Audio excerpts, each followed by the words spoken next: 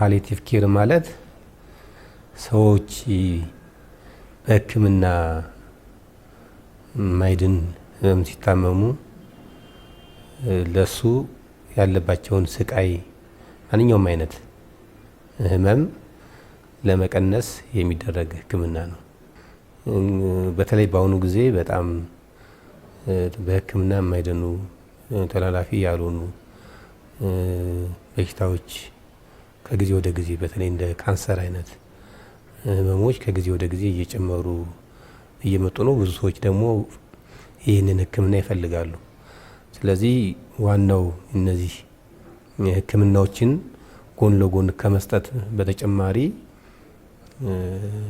ሰዎች ስቃይ እንዳይበዛባቸው፣ ህመም እንዳይበዛባቸው አገልግሎት መስጠት ያስፈልጋል ማለት ነው። ስለዚህ እስከዛሬ በነበረው አብዛኞቹ አገልግሎቶች የሚሰጡ ትላልቅ ሆስፒታሎቻችን ተርሸሪ የሚሰጡ እንደ ጥቁር አንበሳ አይነት ቅዱስ ጳውሎስ አዲስ አበባ ውስጥ የኛ ትላልቅ ሆስፒታሎች የካቲትም የተለያዩ ሆስፒታሎቻችን ላይ ህክምናዎች ይሰጣሉ።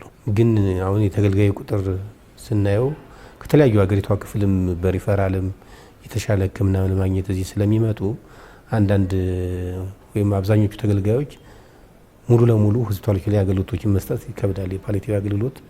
ስለዚህ ይህ ሲኖር ደግሞ ተቋማቶቹ አካባቢ ላይ መጨናነቅ አለ። ተገልጋዮችም ተጨማሪ ስቃይ ውስጥ ነው የሚገቡ። ስለዚህ አንደኛው አማራጭ ይሄ ፓሊቲቭ ኬር አገልግሎትን ወደ ጤና ጣቢያዎቻችን ወይም ፕራይመሪ ሄልዝ ኬር መስጠት ያስፈልጋል። ስለዚህ ዋና አላማው ሰዎች በቀላሉ በሚኖሩበት አካባቢ ላይ ባለ ጤና ተቋም እና ጤና ጣቢያ ላይ አገልግሎቱን እንዲያገኙ ነው። ይሄ አገልግሎት እየተሰጠ የነበረው እስካሁን ድረስ በሆስፒታል ደረጃ ብቻ ነበር። ከሆስፒታል አልፎ ወደ ጤና ጣቢያ ደረጃ እንዲሰጥ ሰርቪሱን አገልግሎቱ እንዲደረግ ከታሰበ በኋላ ከተማ አስተዳደር ጤና ቢሮን እንደ አዲስ አበባ የተለዩ ጤና ጣቢያዎች ነበሩ። ቅድመ ዝግጅት ስራዎች ተሰርተው የትኛው ጤና ጣቢያ ላይ በዚህ አገልግሎት ላይ ዝግጁ ሆነው አገልግሎት መስጠት ይችላሉ ተብሎ ተለየ። ከዛ እንደ ልደታ ክፍለ ከተማ በመጀመሪያ ደረጃ ላይ ካሉት ከ8 ጤና ጣቢያዎች ልደታ ጤና ጣቢያን በላውንቺንግ ወይ ደግሞ ይሄን አገልግሎት እንዲሰጥ ብቁ ነው ብሎ ጤና ቢሮ ሲያምንበት አገልግሎት ለመስጠት ፍቃድ ተሰጥቶት የተጀመረ ፕሮግራም ነው። ፓሊቲቭ ኬር ማለት ስቃይ መቀነስ፣ ህመምን ማስታገስ ማለት ነው። ያ ማለት በሆስፒታል ደረጃ ላይ ጽኑ ህሙማን ታካሚዎች አሉ። እነዛ ጽኑ ህሙማን ታካሚዎችን በሆስፒታል ነው አገልግሎቱ የሚያገኙት። በጤና ጣቢያ ደረጃ ላይ ይህን አገልግሎት ባለመጀመሩ ምክንያት ሆስፒታል ላይ የነበረውን በርደን መቀነስ፣ ሁለተኛ ደግሞ ቤታቸው ላይ ህመሙን ማስታገስ አልችልም ብለው የተኙ ማህበረሰብ ክፍሎች አሉና እሱን የመድረስ ስራ ለመስራት ነው።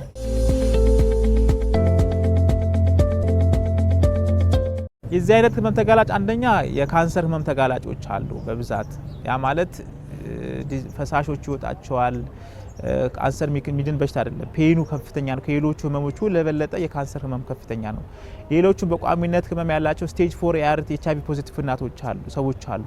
ስቴጅ 4 ሲደርስ ኢንድ ስቴጅ ሲባል ወደዛ የሚደርሱበት አጋጣሚዎች አሉ።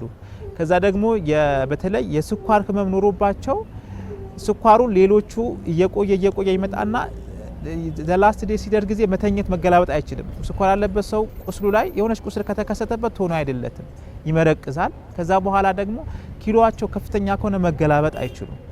ስለዚህ ስኳር ታማሚ ሆነው በጣም ረጅም ጊዜ የቆዩት እድሜያቸውን የገፉ መገላበጥ ማይችሉ ሰዎች ላይ ከፍተኛ እነዚህ ፓሊቲቭ ኬር ሰርቪስ የሚያስፈልጋቸው ናቸውና አሁን እኛ በትኩረት እየሰራንባቸው ያላቸው እነዚህ ፕሮግራሞቻቸው ግን መዳን ማይችሉ በህክምና መዳን ማይችሉ ነገር ግን ቋሚ ህመም ያላቸው ነገር ግን ተያይነት ሆኖ ህመም ኖራቸው ተጨማሪ በርደን የተፈጠረባቸው የማህበረሰብ ክፍል ነው ይሄን አገልግሎት እየሰጠን ያለ ነው ማለት ነው። ስለዚህ በሽታዎቹ ብዙ ናቸው። በብዛት የስኳርን በጣም ትኩረት እየተሰጠ እየሰራለው የካንሰር ህመምን ነው።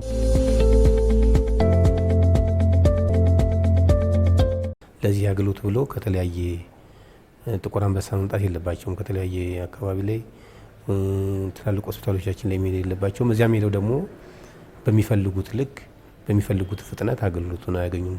ስለዚህ ፓሊቲቭ ኬር በዋናነት ወደ ጤና ጣቢያዎቻችን ማምጣት ያስፈለገው ለማህበረሰቡ በቀላሉ አንደኛ ማስፋት ነው። አገልግሎቱ ፓሊቲቭ ኬር የሚሰጥበት ተቋማት ውስን ስለነበሩ ጤና ጣቢያዎቻችንን ተጠቅመን አገልግሎቱ በቀላሉ ተደራሽ ማድረግ ነው። አንደኛው የጤና አገልግሎትን ተደራሽ ከማድረግና በአይነትም ተደራሽ ማድረግ ስለሚያስፈልግ ስለዚህ አሁን 3-4 ሆስፒታሎች ላይ ይሰጥ የነበረን አገልግሎት አሁን እስከ 20 ጤና ጣቢያዎች ድረስ ማስጠት መቻል ነው። 2016 ላይ ነው የጀመር። ታክመው የማይድኑ ህመም ያለባቸው ሰዎች ብዙ ሆስፒታሎቻችን አካባቢ ላይ ስለሚበዙ አንዳንዴ ድንገተኛ መጨናነቅ ይፈጥራሉ። ምክንያቱም ሌላ ህክምና የለም፣ ለህመም ነው የሚሄዱ። ሲሄዱ በድንገተኛ ይገባሉ። ድንገተኛ አካባቢ ላይ ካላግባብ ሌላ አገልግሎት መስጠት ያለብን ሰዎች እነሱ ይዙትና እዚያው ህክምና የሚሰጡበታል። ስለዚህ ሆስፒታሎች ኢንተርሚዲየት ዋርድም እያሉ በድንገተኛና ከድንገተኛ አውጥተው ለመካከል ላይ ይህን ብቻ አገልግሎት መስጠት ጀምረው እሱንም ማድረግ አልቻሉም። ስለዚህ ያለው አማራጭ ምንድነው? ሆስፒታሎችንና ጤና ጣቢያዎችን በማስተሳሰር ይህንን አገልግሎት የሚፈልጉ ሰዎች ሲኖሩ ጤና ጣቢያና ሆስፒታሉ በመነጋገር ሰዎች እነዚህ አገልግሎት የሚፈልጉ ሰዎች ሆስፒታል ሳይመጡ የሆስፒታሎች ባለሙያ ባለበት ሆስፒታሎች እያማከሩ ጤና ጣቢያዎቻችን ላይ መስጠት መቻል አለብን በሚል ባለፈው አመት 2016 ላይ አሰራር ማኑዋል የፓሊያቲቭ ኬር ጋይድላይን ተዘጋጅቶለት ምን አንዳንዶቹ በጤና ጣቢያ ራሱ የማይታዘዙ መድኃኒቶች አሉ። ለምሳሌ በስፔሻሊስት የሚታዘዙ በሰብ ስፔሻሊስት የሚታዘዙ በጣም ኮንትሮል የሚደረግላቸው ለህመም ማስታገሻ የሚሆኑ መድኃኒቶች አሉ። ጤና ጣቢያና ሆስፒታሉ በጋራ በመሆን ስፔሻሊስት ሐኪም መድኃኒት ያዝለታል ታካሚው። ያን የታዘዘ መድኃኒት ደግሞ ጤና ጣቢያ ላይ ያለ ባለሙያ ይሰጣል ማለት ነው። ስለዚህ እንደዚህ አሰራሮችን ዘርግተን 2016 ወደ ተግባር ገብተናል።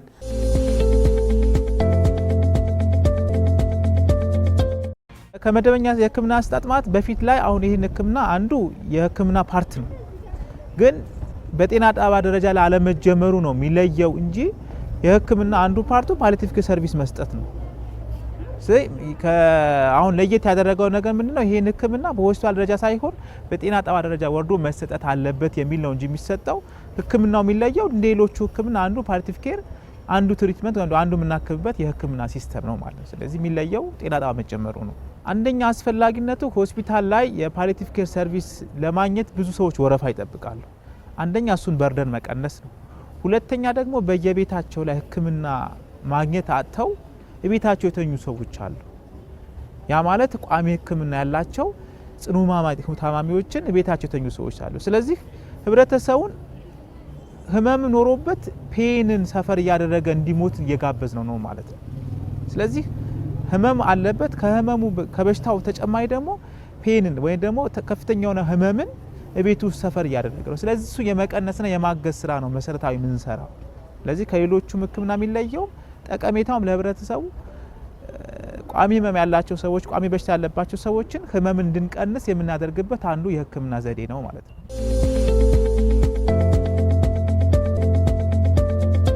አንዳንድ ሰዎች ሆስፒታሎች አካባቢ ላይ ይህን አገልግሎት በማጣታቸው የተለያየ ሁኔታ ላይ ሆነው ችግር ውስጥ ይገቡ ነበር። ስለዚህ አንደኛው ጤና ጣቢያዎቻችን ከሆስፒታል ጋር ትስስር በማድረግ ብቻ ሳይሆን ያቆም ነው።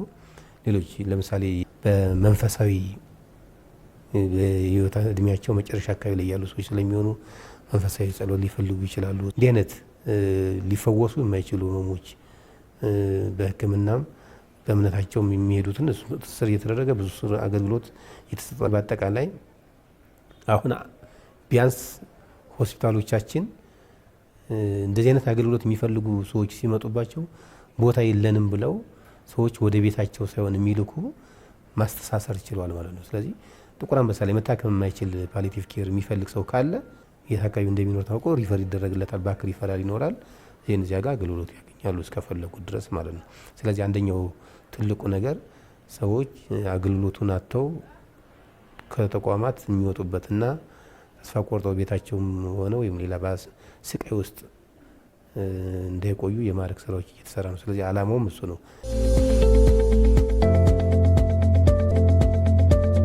ፋሚሊ ሄልዝ ቲም የሚባል አለ። ቤት ለቤት የሚሄድ ጤና ኤክስቴንሽኖች እና ሌሎች ባለሙያዎች ያሉበት መደበኛ ስራን የሚሰራ አለ። ስለዚህ አንዳንዴ ሰዎች መንቀሳቀስ ካልጋ ላይ መውረድ የማይችሉ ሰዎች ካሉ፣ ወደ ጤና ተቋም መምጣት የማይችሉ ካሉ እስከዚያ ድረስ ይሄዳሉ። ውንድ ኬር የሚሰሩ ለምሳሌ ሰዎች ለረጅም ጊዜ አልጋ ከመተኛታቸው የተነሳ ቤት ውስጥ የተለያየ ቁስለት ሲኖራቸው የተለያየ ህመም ሲኖራቸው ይህንንም እየሰራን ያለን። ስለዚህ በዋናነት ተንቀሳቅሰው መምጣት የሚችሉ ከሆነ ለረጅም ታክሲና ለአስፈላጊ ወጪ ተዳርገው በተጨናነቀ ሁኔታ ሆስፒታሎች ላይ እንዳይቸገሩ ማድረግ፣ አቅራቢያቸው ጤና ጣቢያ ላይ መሄድ የሚችሉ ሰዎች እንዲሄዱና ሕክምና እንዲያገኙ ማድረግ ነው። ቤት ለቤት እየተካሄድን የማህበረሰብ የጤና ቡድን የሚባል አለ በጤና ጣቢያ ደረጃ ላይ። እነዛ የጤና ቡድኖች ምንድን ያደርጋሉ? ቤት ለቤት እየሄዱ ቤታቸው የተኙትን በተለይ ቋሚ ህመም ያላቸው አሉ፣ በህክምና መዳን ማይችል ነገር ግን ክትትል እያደረገላቸው ላይፋቸውን ህመም ስቃይን እየቀነሱ መኖር እንዲችሉ ማድረግ ነው መሰረታዊ ህክምናው ማለት ነው። ቤት ለቤት በምንሄድበት ሰዓት ላይ የጤና ቡድኑ ቤት ለቤት ሲሄድ እነዚህ የተኙ በአልጋ ላይ ቀሩ ሰዎችን ለቅመን እናወጣለን። ከዛ ህመምህ ምንድነው ብለን እንለያለን። ከለየን በኋላ ቋሚ ክትትል ይፈልጋል ወይስ ታክሞ ሚድን ነው ብለን እንለያለን። አንዱ የምንለይበት መንገድ ቤት ለቤት በምናደርገው የህክምና ስራ ነው። ሁለተኛ ደግሞ ማንኛውም ሰው እኛ ጋር አንዱ 5ኛ ቫይታል ሳይን ይባላል። ቫይታል ሳይን ማለት ሰው ልጅ ልክ ከቤቱ እንደመጣ ግፊቱ ይለካል፣ የልብ ምቱ ይለካል፣ ሙቀቱ ይለካል፣ ከዛ አልፎ ኪሎ ይለካል። 5ኛ ቫይታል ሳይን ብለን የያዝነው ፔን ነው። ሰው ልጅ ህመም ይኖረዋል። ስለዚህ በዛ መሃል ውስጥ ፔኑን አሰስ እናደርግና ስኮር እናደርጋለን። 5 አይነት ስቴጆች አሉት ፔን ስኮር ማኔጅመንት። በሱ ከለየን በኋላ ይሄ ሰውዬ አይ ፔን ብቻ ነው ያለበት ሌላ ተጨማሪ ህመም የለበትም የሚል ለያለን። ሁለተኛ ደግሞ እቤት ለቤት በመሄድ እቤት የቀሩ ሰዎችን ሆስፒታል ላይ በቃ እናንተ ጋር ህክምና ጨርሳችኋል ወደ ቤታችሁ መሄድ አለባችሁ ብለው የተሸኙ እቤት የተኙ ሰዎች አሉና በዛ ቤት ለቤት በምናደርገው ዳሰሳ ነው እነዛን ሰዎች የምናገኛቸው ማለት ነው። ህብረተሰቡ የሚያገኘው ጥቅም አንደኛ ምንድነው? ለዚህ አገልግሎት ብለው ሆስፒታል ላይ የሚጠብቁትን ወረፋ መቀነስ፣ ሁለተኛ ደግሞ ህብረተሰባችንን በቅርብ አገልግሎቱ እንዲያገኘው እድል ፈጠንለት ማለት ነው። ያ ማለት ሆስፒታል መሄድ ይቀርልሰታል፣ ሁለተኛ ደግሞ በቅርብ አገልግሎት ያገኛል፣ ሶስተኛ ከዛም አልፎ የማህበረሰብ የጤና ቡድን እቤት ለቤት ሄዶ ቤታቸው ድረስ አገልግሎቱ እንዲያገኘው እድል ፈጥሮላቸዋልና ፋይዳው በጣም ብዙ ነው። ምክንያቱም በማህበረሰባችን ደረጃ ላይ በጣም እንደዚህ አይነት ህመም ያለባቸው ሰዎች አሉ።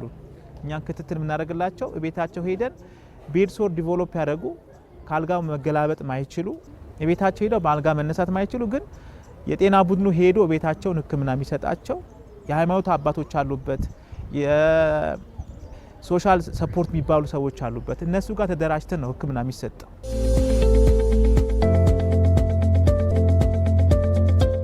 መጀመሪያ ስንቋቋም የጤና ባለሙያዎች አሉ፣ የሃይማኖት አባቶች አሉ፣ ግብረሰናይ ድርጅቶች እዚህ ውስጥ ይካተታሉ። ከዛም አልፎ ደግሞ ስፒሪቹዋል ምንድነው ሶሻል ሰፖርት የሚባሉ ሰዎች አሉ። ከነዛ ሰዎች ጋር ተቋቁሞ የሚሰጠው የዚህ ሰው ችግር ይለያል መጀመሪያ ደረጃ ላይ።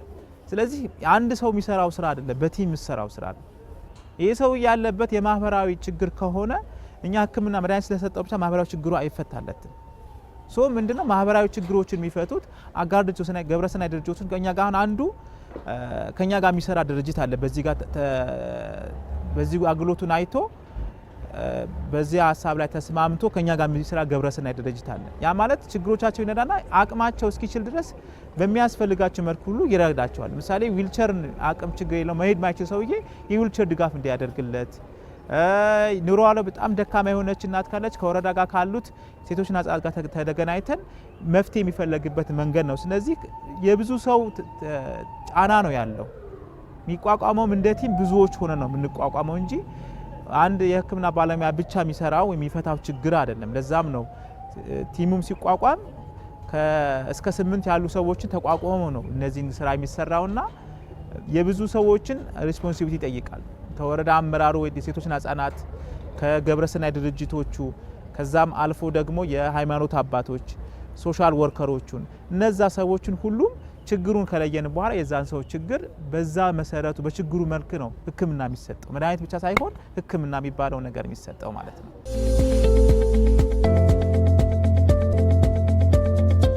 አላስፈላጊ ነገሮች ቢኖሩ እንኳን ባለሙያውን የባለሙያው ዲሲፕሊኑ ጠብቆ አልፎም ደግሞ የህብረተሰቡን ችግር ያን ህመም የኔ ህመም ነው ኢምፓቲና ሲምፓቲ የሚባል ነገሮች አሉ። የሰውን ህመም ፔኑን አንተ አሁን ሲያለቅስ አብረ ማልቀስ አይደለም፣ ህመሙን ግን ፊል እያደረግ የዛን ሰው መርዳት ነውና ባለሙያውን በብዙ መልኩ ኢምፓቲ ሆኖ ነው ሰርቪሱ የሚሰጠውና የባለሙያው ዲሲፕሊንና የባለሙያው ኮሚትመንት በጣም ከፍተኛ ነው። በቃ በቤቱ ስትገባ ጊዜ የቤቱ ብዙ ነገሮች ይኖራሉ።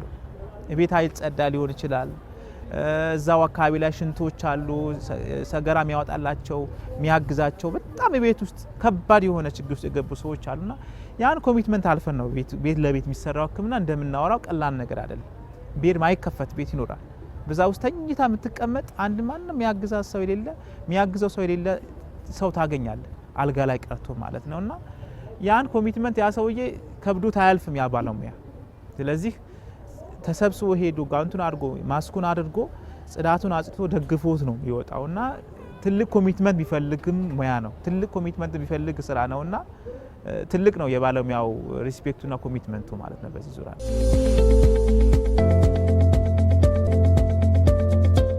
ይሄ ነገር እዚሁ በመሆኑ ማለት ነው አንደኛ ላላስፈላጊ ወጪ እንዳልዳረግና በሽታው ደግሞ ስር እንዳይሰድብኝ ጠቅሞኛል ማለት ነው። እዚሁ መኖሩ እንደዚህ አይነት ምርመራ በሽታውም ስር እንዳይሰድብኝ መከላከያ መንገዶችን አስተምረውኝ ዛሬ እዚህ ደርሻለሁ ማለት ነው። ትልቅ ጥቅም አለው። በጣም ስቃይ ነበረው ቤት ውስጥ ማለት ነው። ወደዚህ ሳንመጣ በጣም ስቃይ ያለው ህመሙ በጣም የጸና ነበር። ለሰው አሳልፈህ ችግርህን እንዳትናገር ሁሉ እንዳልናገር ሁሉ የደረስኩበት ደረጃ ነበረ።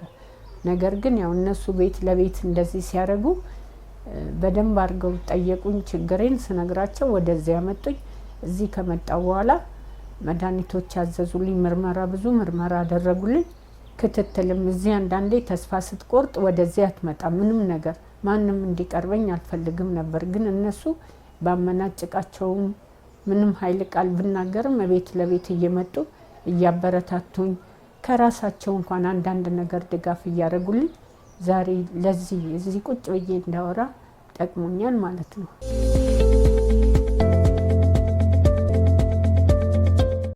አሁን የጤና ሲስተማችን ከዚህ በፊት ሞር እንደምታስታውሱት መከላከል ላይ በጣም ትኩረት ያደረገ ነው። አሁን ግን የጤና ፖሊሲያችን መከላከልንም ማከምንም አሁን ደግሞ እንዳልነው ከማከምም አልፎ ደግሞ አክሞ ማዳንን ብቻ ሳይሆን ደግሞ ታክሞ የማይድኑ ሰዎችንም ትኩረት አድርጎ መስራት ስለሚያስፈልግ፣ ምክንያቱም የጤና መርህ ጤና ለሁሉም ነው። ለሁሉም ሰው ማንኛውም በህይወት ያለ ሰው እስካለ ድረስ አገልግሎት ማግኘት አለበት። ስለዚህ መታከም የማይችል ሰው ስቃያቸውን የመቀነስና በመጨረሻ እድሜ ዘመናቸው ላይም አገልግሎት የሚፈልጉትን ማንኛውም አይነት አገልግሎት በተቻለ መጠን መስጠት ስለሚያስፈልግ ነው። ስለዚህ መከላከል እንዳለ ሆኖ ይሰራል። መከላከል በላይ ሆኖ ደግሞ ለሚመጡ የጤና እክሎችና የሕክምና ችግሮች ደግሞ ማከምን እና መታከም የማይችሉ ደግሞ አሁን በዓለም ላይም ሀገራችን ላይም እየመጡ ያሉ ተላላፊ ያልሆኑ መታከም የማይችሉ ህመሞች ሲኖሩ ደግሞ ተገልጋዮቻችን የህሙማንን ስቃይ መቀነስ፣ ህመም መቀነስ ስራ መስራት ያስፈልጋል። ለሱም እንግዲህ እኛም እንደ ከተማ በሆስፒታሎቻችን በጤና ጣቢያዎቻችን ጎን ለጎን ደግሞ በቤት ለቤትም ድረስ በመሄድ አገልግሎት የመስጠት ኃላፊነትም ስላለብን እሱን እንሰጣለን። ይህንን የማጠናቀቅ ነው። ስለዚህ በቂ የሆነ ጤና ተቋማት ግንባታ አሁን ተጨማሪ ሆስፒታሎች እንደ ከተማ እየገነባን ነው። ተጨማሪ ጤና ጣቢያዎች እየገነባን ነው። ተጨማሪ አሰራሮች እየዘረጋን ነው። ድሮውን ጤና ጣቢያና ሆስፒታል አንዱ ሪፈር አንዱ ተቀባይ ነበር። አሁን ግን ጤና ጣቢያዎቻችን ሪፈር ማድረግ ካለባቸው ወደ ሆስፒታል ይልካሉ። ሆስፒታሉ ደግሞ ይሄ ታካሚ ጤና ጣቢያ ላይ መገልገል የሚችል ነው ካለ ደግሞ መልሶ እንትን ማድረግ ነው። የጤና ጣቢያ ባለሙያዎቻችን ሆስፒታሎቻችን ጋር ሄደው ሰለጥናሉ። የሆስፒታሎቻችን ደግሞ ባለሙያዎች ደግሞ ጤና ጣቢያዎችን ሄደው አገልግሎት መስጠት፣ ጤና ጣቢያዎችን የመደገፍ ድረስ አሰራሮች እየተዘረጉ፣ ስለዚህ ተጨማሪ አሰራሮችና እንትን ማድረግ ቴክኖሎጂ መጠቀም አካባቢ ላይ በልዩ ሁኔታ ትኩረት አድርገን እየሰራን ነው።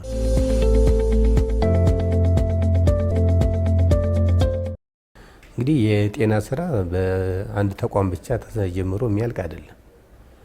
ስለዚህ እንደ ከተማ ብዙ ቅንጅታዊ አሰራሮች እየመጡ ነው። አሁን ስፖርት ላይ የሚሰሩ ስራዎች ጤናን በጣም እንትን ያደርጋሉ፣ ይቀይራሉ። አንድ ሰው ጤናማ ሆነውን ያሉት በተለይ ከጤና ጋር የሚገናኙ እንደ ድሮ ተላላፊ በሽታዎች አይደሉም። አሁን ጉዳት እያመጡ ያሉ ተላላፊ ያልሆኑ ሰው እንቅስቃሴ ባለማድረጉ ስፖርት ባለመስራቱ የሚመጡ ችግሮች እየጨመሩ ነው።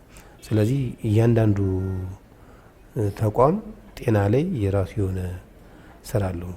የምግብና መድኃኒት ቁጥጥር ስራ፣ የአካባቢ ቁጥጥር ስራ፣ ጽዱ አካባቢ መፍጠር ሁኔታዎች በአጠቃላይ ከጤና ጋር የሚገናኙ ናቸው። ስለዚህ ጤና በጤና ቢሮ ብቻ ወይም በሆነ ሆስፒታል ብቻ በሆነ ጤና ጣቢያ ብቻ ወይም በጤና ባለሙያ ብቻ ሳይሆን አጠቃላይ ፋይናንስ ላይ የሚሰራም ሰው ጤና ምን ይፈልጋል፣ ቴክኖሎጂ ላይ የሚሰራ ሰው ጤና ምን ይፈልጋል የሚለውን እያሰበ መስራት አለበት። እዚህ አካባቢ ላይ በጣም ጥሩ ሁኔታ አለ። ማህበረሰቡ አካባቢ ደግሞ የሚሰጡ የጤና ባለሙያዎች የተለያዩ ተቋማት ላይ የሚሰጡ ጤናን የሚያጎለብቱ በሽታን በመከላከል በኩል እንትን ማለት ነው። ሌላው የጤና እንትናችን አገልግሎቶችን በደንብ መረዳት። አሁን ብዙ ሰው ሆስፒታል አካባቢ ላይ ይበዛብናል። እኛ እንደ ከተማ በተለይ ጤና ጣቢያዎቻችን በጣም ሐኪሞች አሏቸው። ቀዶ ጥገና መስራት የሚችሉ ስፔሻሊስት ሐኪሞች አሉ። ሆስፒታሎችን ከጤና ጣቢያ ጋር አስተሳስረን አገልግሎቶችን አሰፍተን በተሻለ መጠን አገልግሎት የሚሰጡ ጤና ጣቢያዎቻችን ከተማ ውስጥ በጣም አሉ። እነሱን መጠቀም አካባቢ መደገፍ አካባቢ ላይ በዚያው መጠቀም አለበት። እንዲህ አይነት አገልግሎቶችንም ማወቅ አንድ ጤና ጣቢያ ሁሉን ነገር የሆነ ሆስፒታል ላይ ሄደን እናገኛለን ከሚል ሳይሆን ጤና ጣቢያው ምን አገልግሎት ይሰጣል ብሎ ነዋሪው በደንብ ማየት አካባቢ ላይ ክፍተቶች አሉ። ስለዚህ አቅራቢያችን ያለ ጤና ጣቢያን አገልግሎት ምን አለው ደግሞ ምን ይፈልጋል የግድ ነው። እያንዳንዱ ጤና ተቋም የማህበረሰቡ ነው። ማህበረሰቡ ሊጠቀመው ይገባል። ማህበረሰቡ ደግሞ የራሱ የሆነ ድጋፍ ሊያደርግል ይገባል። እዚህ አካባቢ ላይ በደንብ መተባበር መቻል አለብን ብዬ አስባለሁ። በአጠቃላይ ሁሉም የኔ ነው። እነዚህ ማህበረሰቡ አካባቢ ላይ ሌሎች አጋሮቻችን አሉ። ስልጠና በመስጠት የተለያዩ ግብዓቶችን በመደገፍ ጤና ጣቢያዎቻችንን ማብቃት አካባቢም በደንብ መሳተፍ ይቻላል ብዬ አስባለሁ። አጠቃላይ ያለው እንደዚህ የምንተባበር ከሆነ ከተማችን የተሻለ የሕክምና አገልግሎትና የጤና አገልግሎትን በመፍጠር ጤናማ ዜጋን የመፍጠር ስራችንን ከዳር ማድረስ እንችላለን ብዬ አስባለሁ።